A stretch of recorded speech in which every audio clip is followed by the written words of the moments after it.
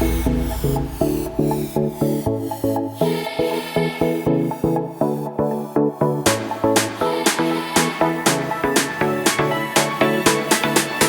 everyone. Today we are going to discuss the last topic of elasticity of demand, chapter 3b, that is importance of elasticity of demand. But before starting with the importance of the elasticity of demand, we will have a small revision on the previous topic that we have already discussed in the last lecture, that was factors influencing elasticity of demand. What are the factors influencing elasticity of demand? There are many other factors that are influencing elasticity of demand. Let us have a small revision on it.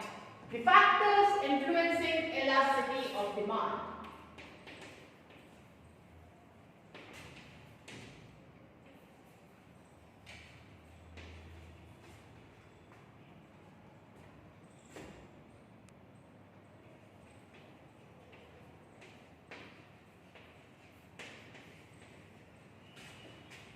The very first factor, that is nature of commodity.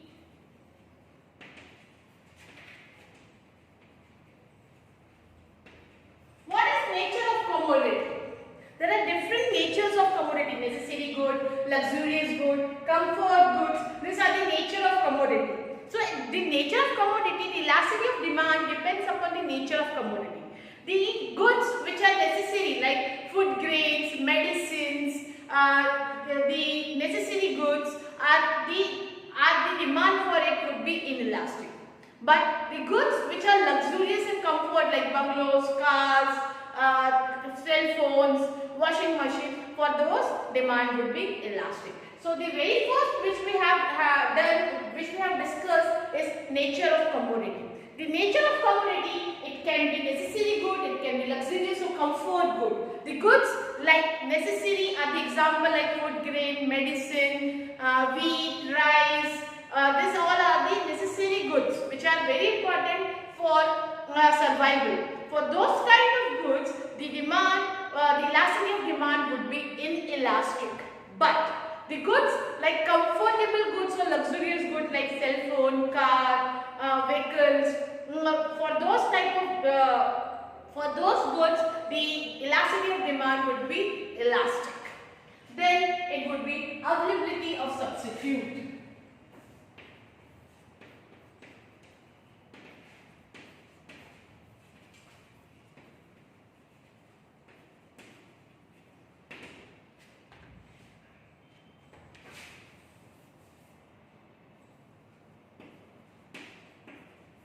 Availability of substitute. The goods which are available, which have more substitute available, will be less elastic. For the goods which have close substitute available would be more elastic than the goods which have less substitute would be inelastic. So the availability of substitute. The availability of substitute. The first one was nature of commodity, second one was availability of substitute, third one is number of uses.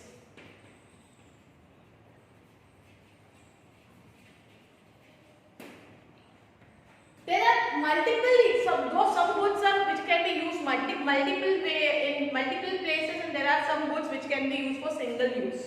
So the goods which can be used single use, for those it is less elastic, but the goods which can be used multiple places or which are multiple use would be more elastic. Once again, number of uses, the goods which have more single use and the goods which are multiple use. The goods which are single use would be less elastic than the goods with the multiple use would be more elastic. The first one we have done the nature of commodity, second one was availability of substitute, third one was number of uses. I'll give you some time to read, revise, recap. If you have doubt, you can ask me.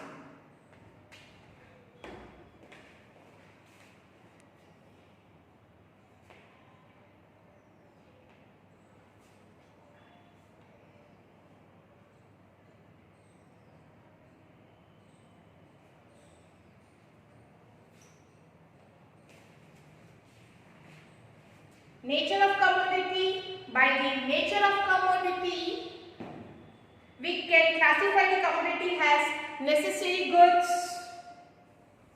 like comfort or luxurious goods. Demand for the necessary like food grain, medicine, textbooks, etc. is relatively elastic. For the comfort and luxurious like car, perfume, furniture, demand is relatively elastic. Availability of substitute. Demand for a commodity will be more elastic if the close substitutes are available in market, for example lemon juice, sugarcane juice, etc. But the commodity having no close substitute like salt will be inelastic.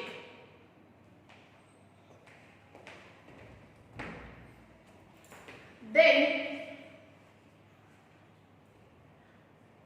number of uses.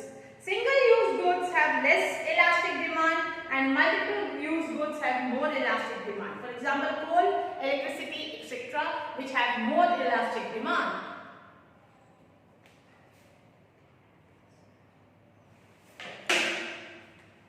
Then the fourth one is habits.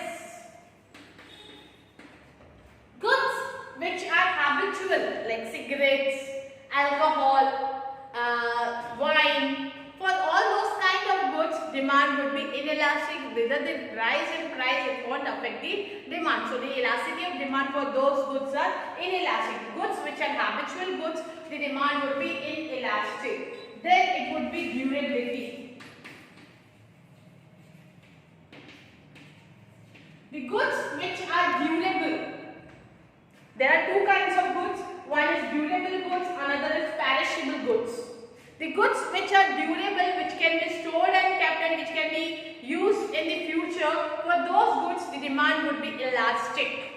But the goods which are perishable like vegetables, dairy product, fish, meat, for those kind of goods the demand would be inelastic, because if we store for a longer period it can be used today only. If we keep for the next day it will spoil, it cannot be used.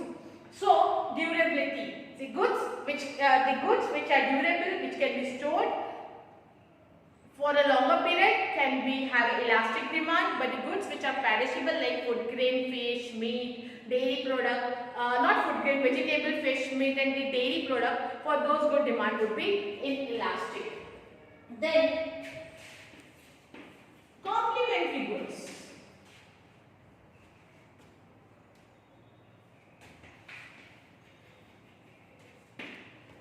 Complementary goods. Goods which are complementary. For using of one product, other commodities also required. For those goods, demand would be always inelastic, because if the price of SIM card increases, it would automatically affect the demand for the handsets. So, which are adjunctive to the other product, the demand would be inelastic. Then the seventh one is income of consumer.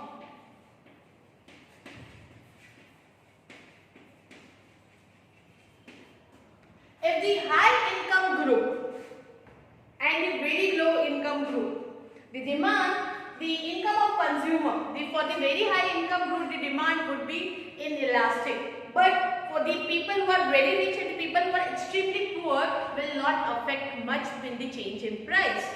Right?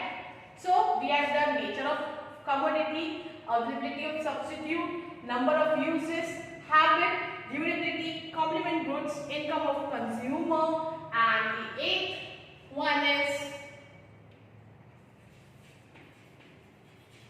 urgent need for urgency. The goods which are urgently needed like medicine, for those kind of goods demand would be inelastic. They will not look for the price and all. But the goods which are urgently needed, demand would be inelastic. But the goods which are not urgently needed, demand would be elastic. Then the last one is time period.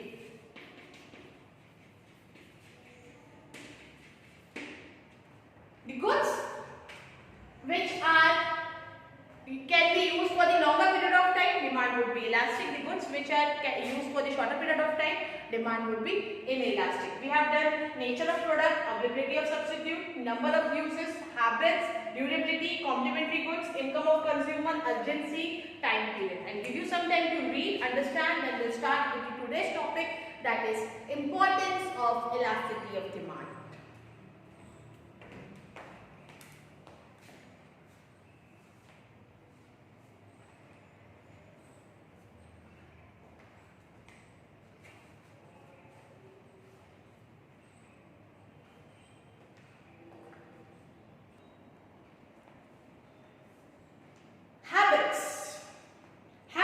Make demand for certain goods relatively inelastic. For example, addictive goods like drugs, etc. Durability. The demand for the durable goods is relatively elastic. For example, furniture, washing machine. Demand for perishable goods is inelastic. For example, milk, vegetable, etc. Complementary goods. The demand for a complementary or a commodity which is used in a conjunction with the other commodity to satisfy a single want is relatively inelastic.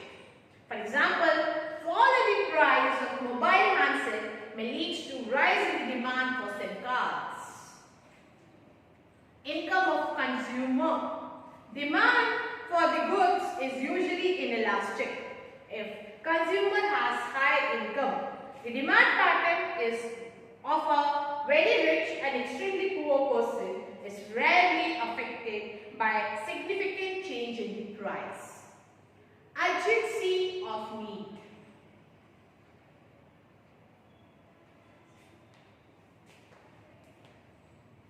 Goods which are urgently needed will have relatively inelastic demand. For the example, medicine. The luxurious goods which are less urgent have relatively elastic demand.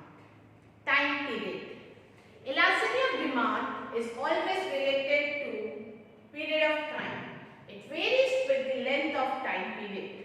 Generally speaking, longer the duration of period, greater would be elasticity of demand and vice versa. This is because a consumer can change a consumption habit in long run in favor of cheaper substitute of a commodity.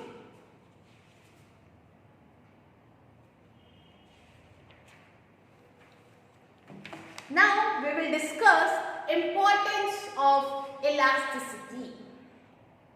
The concept of elasticity of demand is greater important to producer, farmer, worker and government. Lord Keynes considered this concept to be most important contribution of Alfred Marshall. Significance of concept becomes clear before the following applications. Let us discuss one by one. The importance of elasticity of demand.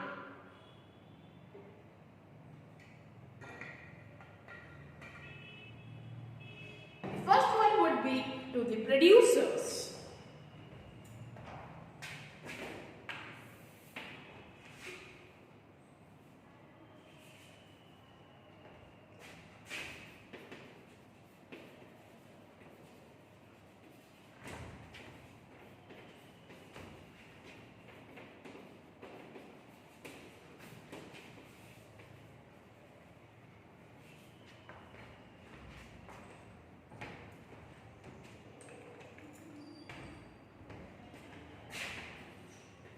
Importance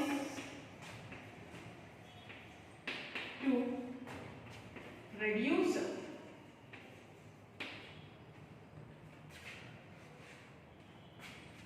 Now, the elasticity of demand helps to understand by the producer for the fixing the price. For example, every product which a producer is producing has to be sell out in the market with certain price. Those certain price is been fixed by the producer. How does he fix that price of the product? He fixes the price of the product by looking at its elasticity of demand. The goods which he is producing, suppose the goods which he is producing have an inelastic demand, so he will fix high price for certain goods. Same for the monopolist. The monopolist producer. The monopolists are the person who will charge different price to the different customer for the same product. When he knows that whatever commodity he is selling in the market is an inelastic kind of product. It's an inelastic demand for those products. So he will charge high price to the different customers so that he can earn more profit. So the very first one is importance to producer. How it is important to producer? Because the producer is the person who will produce the goods and services. And when he produces the goods and services, he will fix the price for the product. How he will fix the price of the product? With the help of the elasticity of demand. When he knows whatever he is producing is an inelastic demand, so he will charge high price for those commodities. And when he knows for those commodities in elastic demand, he will charge low price for those commodities. So it is important to the producer. It helps the producer for fixing the prices. Depends upon the elasticity of demand. The second one is importance to the government.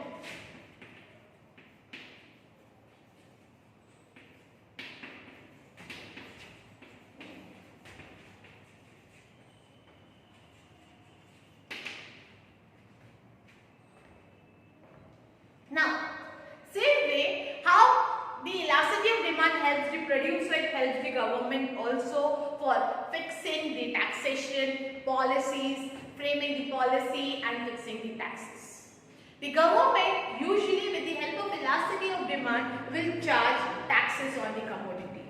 The commodities which are inelastic, the change in price is not affecting the demand for those commodities. For example, cigarettes, alcohol, for those kind of commodities, government is charging high taxes. So that, why? Because it will reduce the consumption as well as they will earn more profit, more tax from it.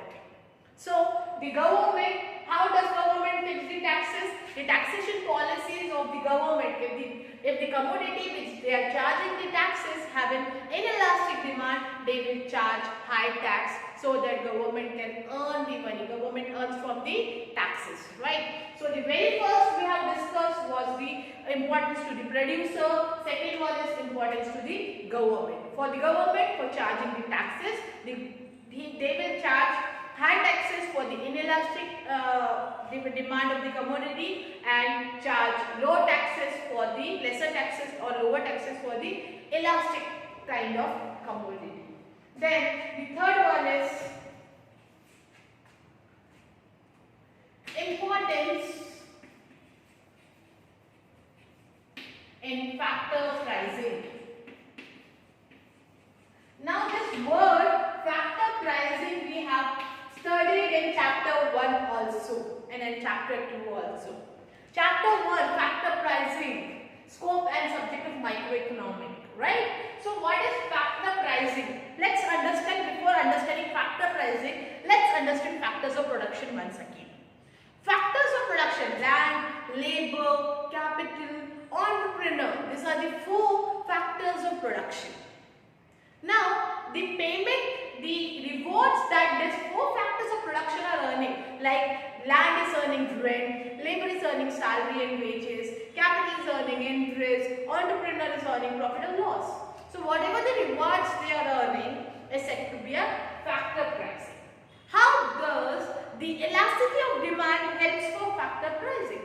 Suppose the factors of production knows whatever they are producing are inelastic, so they will charge high price for the production. Suppose the labor knows what they are producing and the work and the service they are putting on the goods which are inelastic demand in the market, they will charge high price for the labor. High wages they will charge. They will ask high salary. If the entrepreneur knows what the knowledge he is giving for the commodities in inelastic demand, he will try to earn more profit.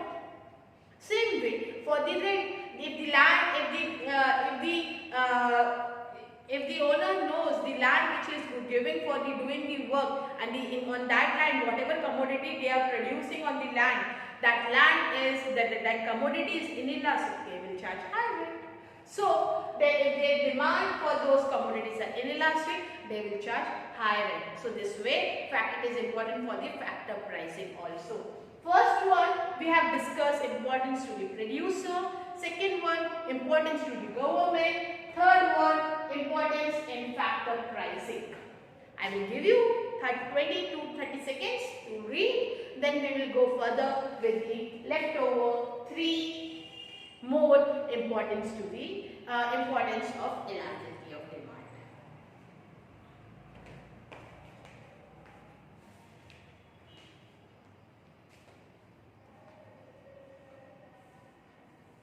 Importance to the producer. Every producer has to decide the price of the product at which he has to sell it. For this purpose, elasticity of demand becomes important.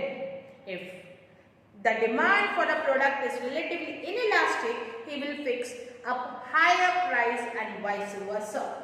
The concept of elasticity of demand is also useful to the monopolist for practicing price discrimination. Importance to the government. The taxation policy of government is based on the concept of elasticity of demand. Those commodities whose demand is relatively inelastic will be taxed more because it will not affect the demand much and vice versa. Importance to the factor pricing. The concept of elasticity of demand is useful in determination of factor pricing. The factors of production for which demand is relatively inelastic can command a higher price as compared to those having elastic demand. For example, worker can ask for higher wages if the demand for the product he produced by them is relatively inelastic.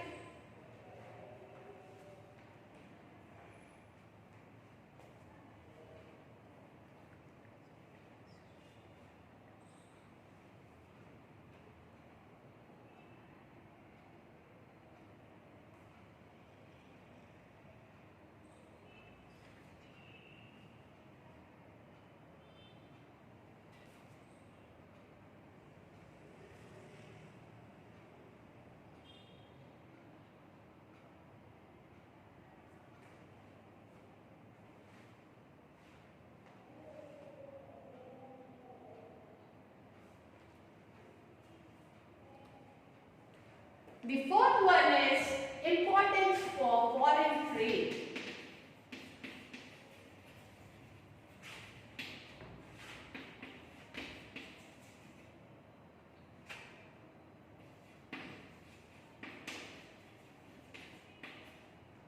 Now, as elasticity of demand is important for producer, government, factor pricing, same way it is important for foreign trade.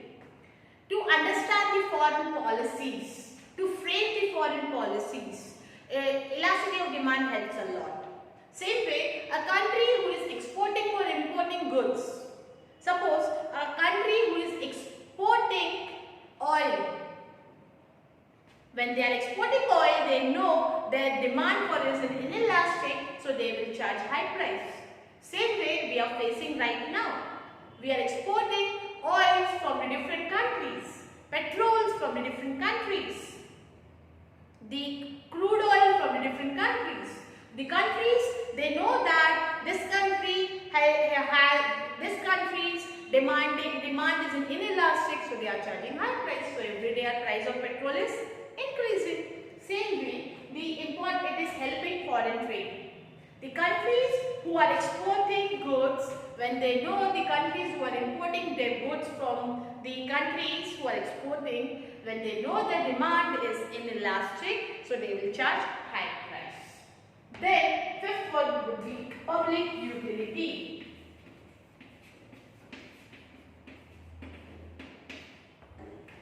The public utilities. Public utilities when the railway know the demand for the railways is inelastic, so they can either subsidize or they can even nationalize. Subsidize means charging different price to the different age group. For the kids, for the age group below 8, no ticket. But for the age group above 8 and between 14, half ticket. For the age group above 14 to 60, full ticket. Above age of 60, senior citizen. Seat is same, but charging prices are different. So it helps the public utilities also. And the last one is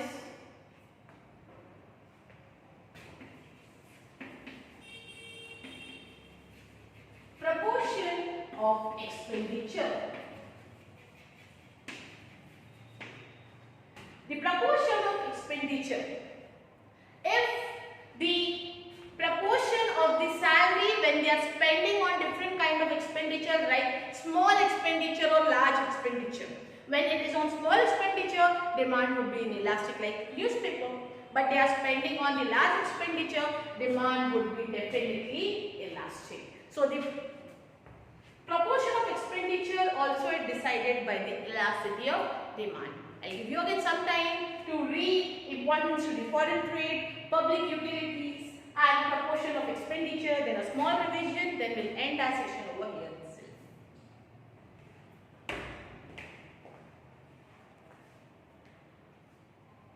Importance in foreign trade. The concept of elasticity of demand is useful to determine terms and conditions of foreign trade. The country exporting commodities for which demand is relatively inelastic can raise their price. For example, Organization of Petroleum Exporting Countries (OPEC) have increased the prices of oil several times. The concept is also useful in formulating export and import policies of the country. The fifth one, public utilities. In case of public utilities like railway, which have an increase in elastic demand, the government can either subsidize or nationalize them to avoid consumer exploitation. The last one is proportion of expenditure. If the proportion of expenditure in person income is small, then the demand for the product is relatively inelastic. For example, newspaper. If the proportion of expenditure is large, then the demand for the product is relatively elastic. So, this were the importance of elasticity of demand. So, how elasticity of demand is important? It is important to producer, to the government, to the factor pricing, foreign trade, public utilities and proportion of expenditure. Hope so you have understood. If you have doubt, you can ask me in the live session. Here we end with the chapter 3 as well as the chapter 3b. So, the demand analysis and elasticity of demand ends over here itself. Thank